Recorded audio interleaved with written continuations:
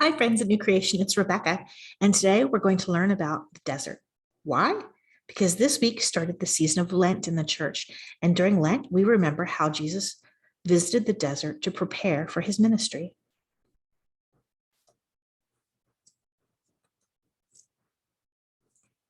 In Luke 4, we hear that Jesus, full of the Holy Spirit, returned from the Jordan River where he had been baptized and was led by the Spirit in the wilderness, where he lived for 40 days preparing to minister to others. And that's why when we remember Lent and practice Lent each year before Easter, it lasts for 40 days. What was the wilderness like? It was a desert called the Judean desert. Like other deserts, it was warm. It's warm, but it's actually not super hot.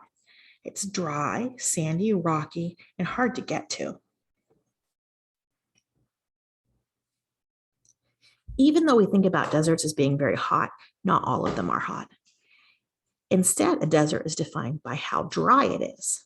The Judean desert is temperate for a desert. That means it's not excessively hot. Today, it's about 66 degrees there. We had weather hotter than that in Newton, Kansas this week. The Judean desert is also very dry. In fact, it gets less than 4 inches of rain in some parts each year. In other parts, it gets about 2 feet of rain.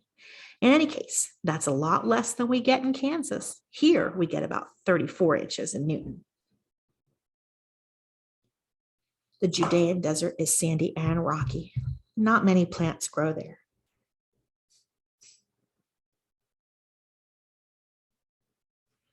The Judean desert has many escarpments, which is another word for a cliff that is flat on top. If you want to escape from crowds in the city, you could climb up one and rest on top of it. And it would be very hard for people to find you there because they couldn't see you from down below. You'd have a lot of space for yourself and time alone to think. Many Christians think that Jesus visited one of these places when he was in the desert because it would have been a quiet place.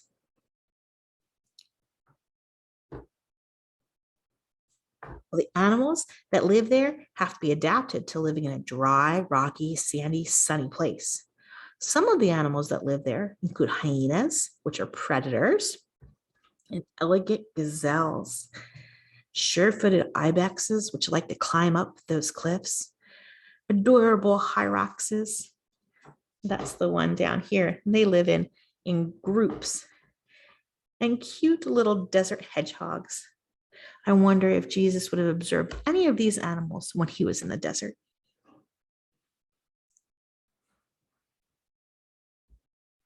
Well, it wasn't around when Jesus was there, but about 1,400 years ago, some Christians built a monastery on a cliff where Jesus may have spent his time reflecting.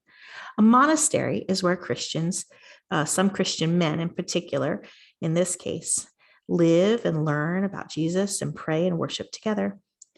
Today, this is located in Palestine, and you can visit it. These are some fun facts about one of the places that was important to Jesus. I hope you learned something new.